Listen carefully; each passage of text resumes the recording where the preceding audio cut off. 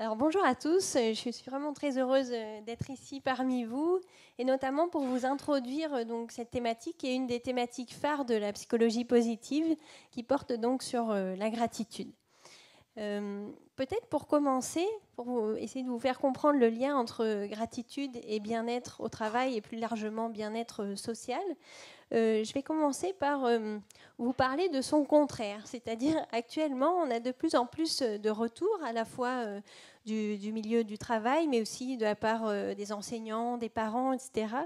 Énormément de retours sur, finalement, le déficit de reconnaissance, le manque d'expression de gratitude dans ces différents champs, qui est une des grandes sources de souffrance actuellement.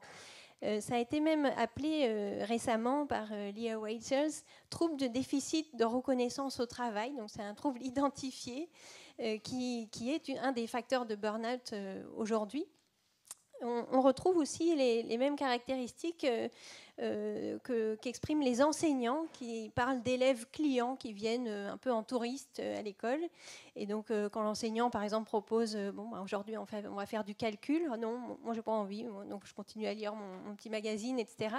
Et les enseignants expriment vraiment une grande souffrance par rapport au fait que les élèves ne les remercient jamais pour tous les efforts qu'ils font de préparer des cours, des activités intéressantes. Et ils ne reçoivent non plus jamais de reconnaissance de la hiérarchie, puisque, alors, en tout cas en France, quand l'inspection vient, en général, ce n'est pas pour les féliciter. Et donc, voilà, ils sont vraiment dans une grande souffrance. Et puis, même au niveau des familles, les parents rapportent souvent le fait que les enfants ne disent jamais merci, ils veulent toujours plus, toujours ce que veut le voisin, etc. Et donc, c'est vraiment quelque chose qui semble très prégnant dans différents contextes. Et la psychologie positive s'est donc intéressée à comment la gratitude, qu'est-ce qui, à l'inverse de cette absence de gratitude, qu'est-ce qui permet que la gratitude favorise plus de bien-être, et est-ce qu'on peut aider à développer plus d'expression de gratitude et aussi plus d'émotions de gratitude, ce qui favoriserait évidemment l'expression. Alors pourquoi on observe ce déficit? Juste un petit passage sur comment on peut comprendre ce qu'on observe actuellement. Il y a une première dimension qui va nous aider à comprendre quelles sont les composantes nécessaires pour éprouver de la gratitude. La première dimension, c'est on parle aujourd'hui d'une génération qui est davantage autocentrée, davantage narcissique. Generation Me, il y a un très bon ouvrage de Twain à ce sujet. Qui présente finalement des personnes qui ont moins conscience des efforts que font les autres pour permettre que les choses se déroulent bien dans une journée. Une deuxième dimension qui pourrait expliquer ce déficit d'expression de gratitude, c'est peut-être aussi notre tendance, et en particulier en France, au Québec c'est peut-être moins présent, mais notre tendance à toujours voir ce qui dysfonctionne, ce qui est problématique dans les situations, et aussi la valorisation de la critique négative. Parce que la critique pourrait être constructive, mais on valorise beaucoup plus les critiques négatives sur les personnes. Par exemple, dans une recherche, on avait demandé à des étudiants d'évaluer l'intelligence de personnes qui avaient écrit des critiques d'ouvrages. Et en fait, il y avait des critiques positives et des critiques négatives, et on leur demandait d'évaluer l'intelligence. Et systématiquement, les étudiants évaluaient comme plus intelligents ceux qui faisaient des critiques négatives. Et donc, quand vous êtes dans une réunion, vous avez beaucoup plus intérêt à critiquer de manière négative quelque chose pour avoir l'air intelligent, et c'est ce que font les gens.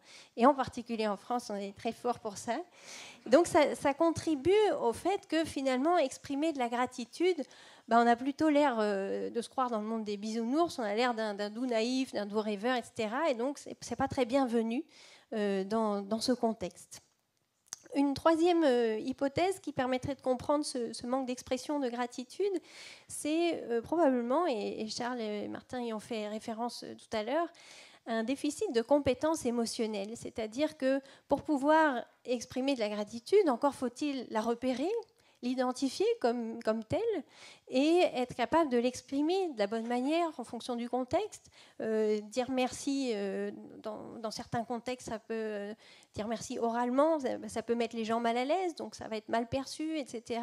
Donc c'est pas quelque chose de simple à manier. Ça implique des compétences émotionnelles qui, pour l'instant, n'avaient pas encore été beaucoup développées dans les écoles. Donc depuis 1 an, il commence à y avoir de plus en plus de programmes en France. Je sais qu'au Québec, il y a aussi des programmes de développement des compétences compétences psychosociales, où on travaille vraiment sur ces compétences émotionnelles, comment on peut apprendre dès la maternelle, dès le plus jeune âge, à identifier les émotions, à les exprimer d'une manière qui convient en fonction de la personne qui est en face, etc.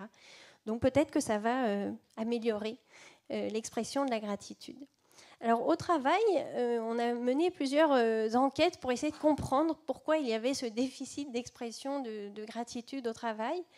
Et ce qui en remonte, ce qui est ressorti de ces enquêtes, c'est le manque de temps. Évidemment, tout le monde en manque, et avec l'augmentation de l'information qui double régulièrement, ça fait de moins en moins de temps consacré pour remercier les personnes. Une autre dimension, c'est l'habitude. Quand quelqu'un fait quelque chose de chouette pour vous, par exemple, il vous amène le thé ou il vous aide à bien compléter les dossiers, etc., petit à petit, ça devient une habitude, donc on ne le remercie pas. Et en plus, comme c'est son boulot, il est payé pour ça, on n'a pas de raison de le remercier. Donc ça fait beaucoup d'éléments qui, finalement, au travail, justifient qu'on n'ait pas besoin de remercier les autres. D'ailleurs, dans une enquête, il avait été montré que dans l'année passée, 80% des salariés disaient ne jamais avoir remercié un collaborateur, donc sur l'ensemble de l'année. Donc ça veut dire très peu de personnes finalement qui remercient les collaborateurs. Et certains disaient c'est notamment parce qu'ils ont le sentiment de faire toujours plus. Et c'est aussi ce qui ressort dans les familles. Les parents ont toujours l'impression de faire plus. Quand enfin l'enfant débarrasse la table, pourquoi on va lui dire merci? Mais du coup, ça fait aussi ce déficit d'expression de la gratitude. Et nous, on est des modèles pour les enfants. Donc si nous-mêmes, on ne remercie pas, pourquoi est-ce que se mettrait à le faire? Au travail, il y a aussi cette difficulté à exprimer des émotions, donc qui est en lien avec les cultures d'entreprise, où pour l'instant, en tout cas en France, c'est très présent. On considère qu'il faut laisser les émotions à la porte. Donc quand on vient au travail, on laisse les émotions dehors. Et on est censé travailler juste avec le cerveau préfrontal qui s'occupe du raisonnement. Alors évidemment, les chercheurs montrent que ça ne fonctionne pas comme ça, mais il y a cette croyance qu'il ne faut pas laisser transparaître des émotions quand on est au travail, et donc exprimer de la gratitude. Je ne vous ai pas présenté les témoignages vu le temps imparti, mais les témoignages sont souvent très chargés en émotions. Quand on exprime de la gratitude, on a facilement les larmes aux yeux, etc. Donc, dans le cadre du travail, c'est un peu compliqué à réguler en fonction de la culture d'entreprise. Même s'il y a de plus en plus d'entreprises avec qui on travaille qui ont décidé de mettre en place des espaces d'expression des émotions. Par exemple, le matin, en arrivant, ils font une petite réunion simplement où chacun peut donner sa météo, comment il se sent aujourd'hui au travail en fonction de la quantité, de la charge de travail, etc., comment il se sent. Et ça permet petit à petit de laisser un peu plus circuler la question des émotions. Au niveau de la gratitude, d'autres managers nous disaient qu'il y avait une difficulté en termes de dissymétrie, et j'y reviendrai juste après. Exprimer de la gratitude, c'est en quelque sorte reconnaître qu'on a besoin de l'autre pour que ça fonctionne bien, qu'on a besoin de l'autre pour son bien-être, et ça le met presque en situation de supériorité. Et d'ailleurs, moi je forme les travailleurs sociaux, les éducateurs spécialisés, etc., qui, eux, nous font souvent remonter que quand ils aident des personnes, les personnes ne les remercient pas, parce qu'en fait, il y a ce problème de ne pas pouvoir rendre l'appareil, on ne se sent pas à l'aise, on ne sait pas comment gérer finalement cette question de la gratitude en lien avec la dissymétrie. Et puis, des managers et des dirigeants ont essayé d'exprimer la difficulté par rapport au fait que si on dit merci, les personnes vont attendre quelque chose de plus, c'est-à-dire le merci devrait être accompagné d'une augmentation, d'une promotion, de quelque chose. D'ailleurs, quand j'intervenais à l'île de la Réunion aussi pour des personnes dans le diplôme de psychologie positive, une des dirigeantes disait, c'était une manager qui travaillait dans le bâtiment. Elle disait, moi je suis d'Amérique latine, j'ai l'habitude d'exprimer la gratitude facilement, etc. Et les ouvriers me disent, c'est sympa ta gratitude, j'en fais un cornet de frites, moi ce que je veux c'est une augmentation. Et donc elle disait, voilà, c'est pas très simple l'expression de la gratitude au travail. Donc voilà, beaucoup de raisons qui font que pour l'instant, Ça semble compliqué, même si certaines entreprises ont trouvé d'autres moyens, par exemple en proposant un mur de la gratitude, alors ça peut être sous forme de post-it ou des tableaux, etc., où on peut placer des mots de gratitude. Donc ça, du coup, il n'y a pas l'expression orale avec les émotions qui accompagnent, qui peuvent compliquer. On peut mettre des mots qui sont anonymes ou qui sont signés, donc ça peut déjà aider à faire circuler quelque chose autour de la gratitude.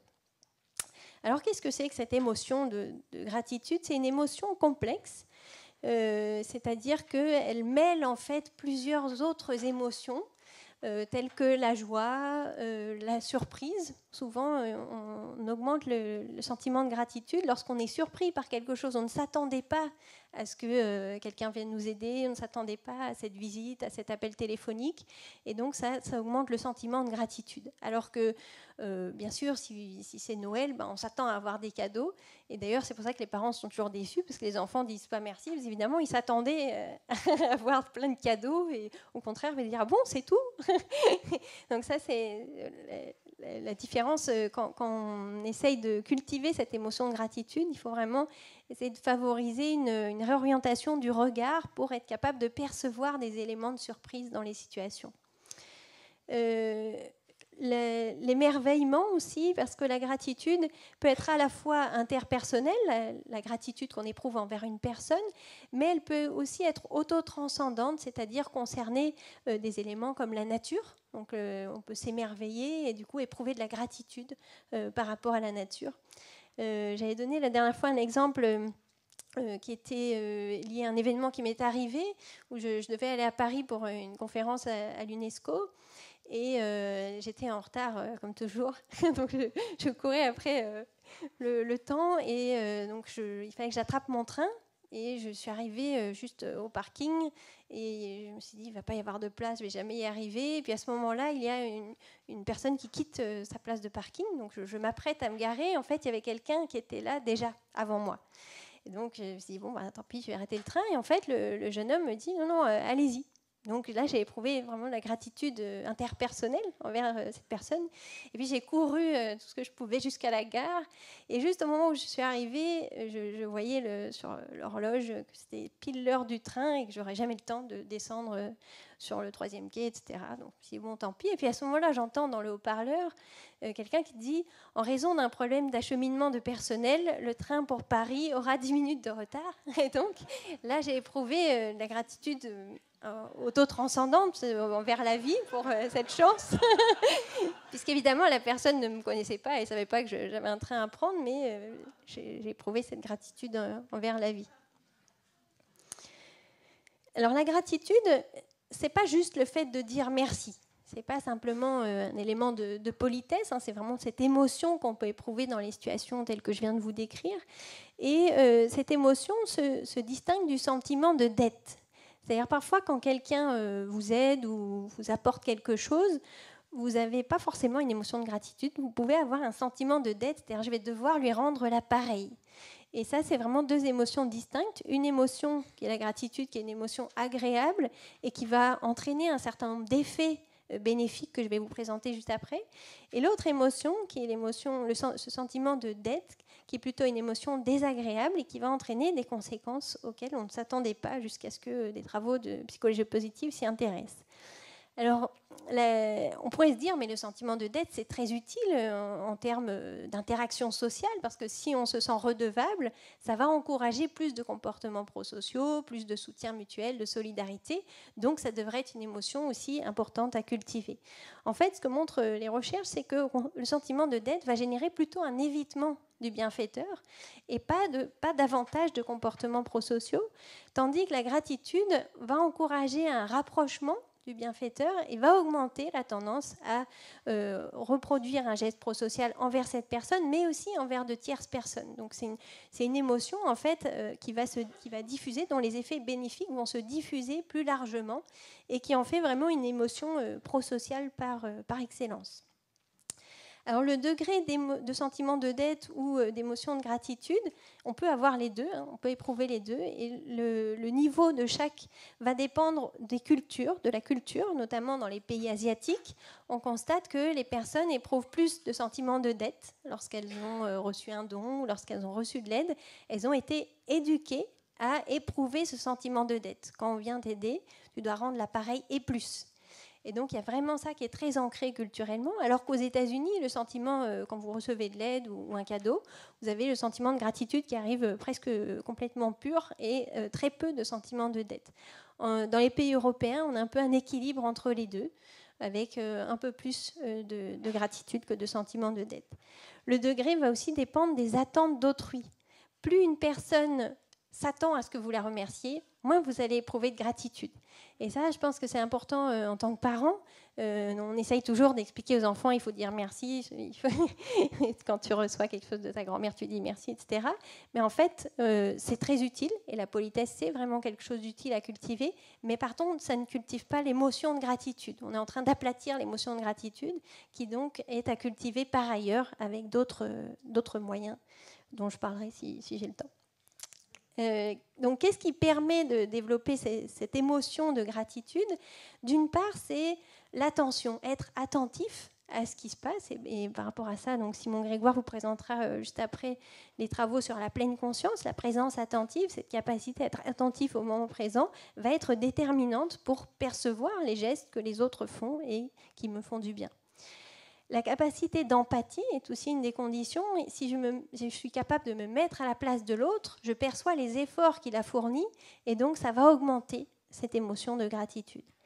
Il y a aussi une dimension dont on parle moins mais qui est très importante, qui est la question de l'humilité, c'est-à-dire accepter cette forme d'interdépendance. Sans les autres, la vie serait plus compliquée, serait plus difficile et donc j'accepte ce soutien et ça va augmenter la capacité à éprouver de la gratitude.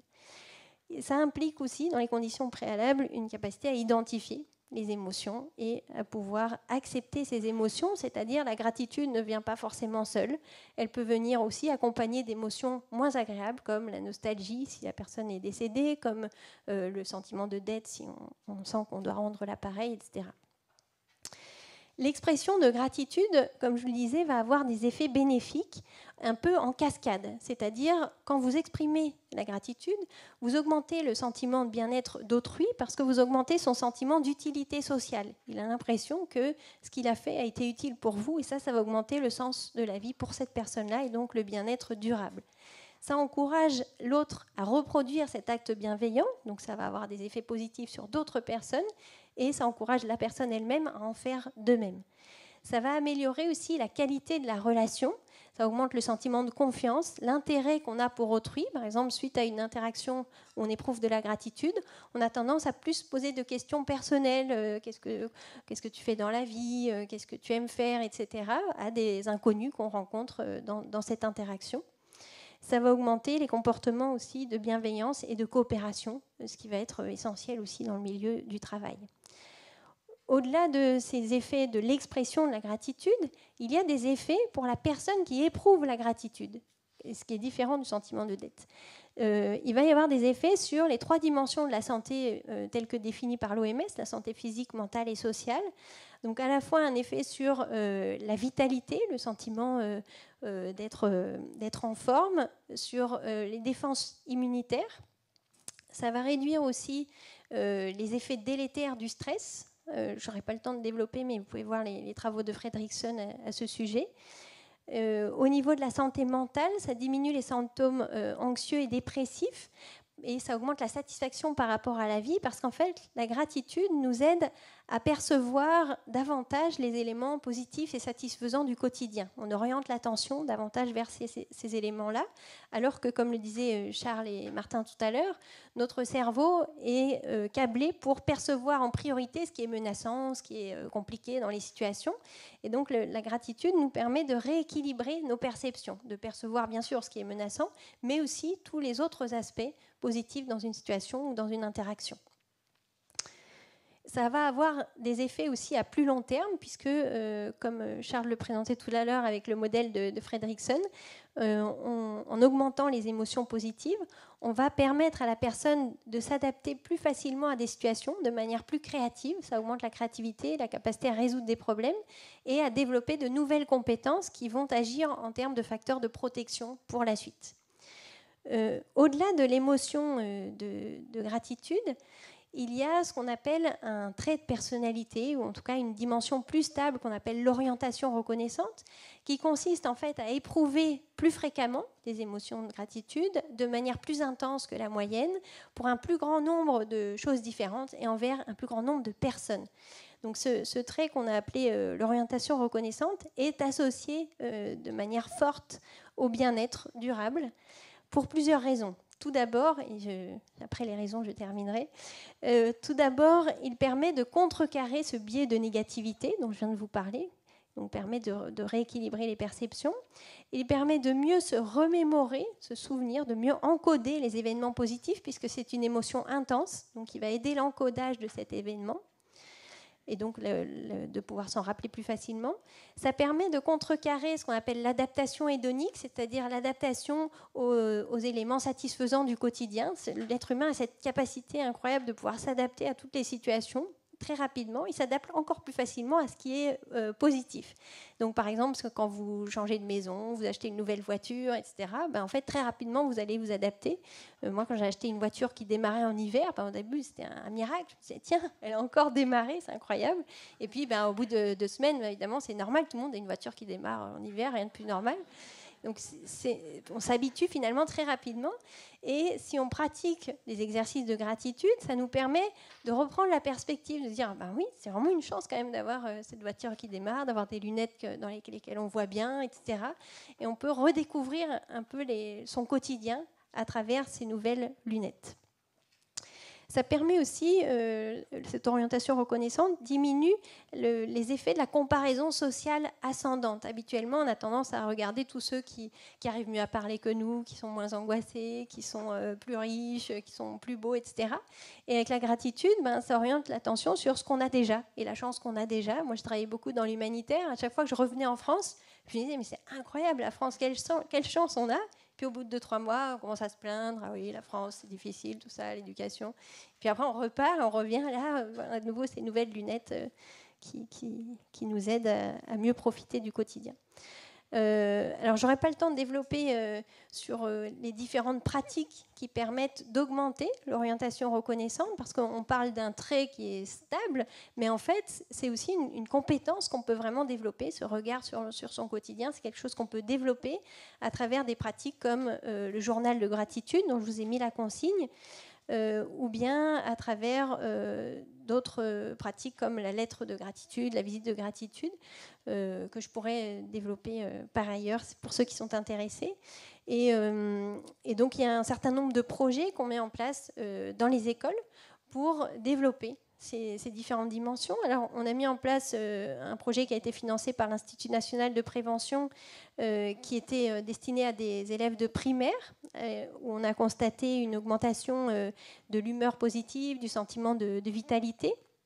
Et puis, on a développé par la suite des projets avec des enfants plus jeunes, donc dès 3-4 ans, à la fois dans les familles et dans les établissements scolaires, pour essayer de modifier un peu cette culture qu'on a, où on n'exprime pas sa gratitude. Et les enseignantes qui ont participé à ces projets ont vraiment, ça a complètement changé leur quotidien, parce que pour la première fois de leur vie, elles recevaient tous les jours des remerciements, ce qui a évidemment complètement changé l'envie de se lever le matin, la motivation à préparer les cours, etc. Je vous remercie de votre attention.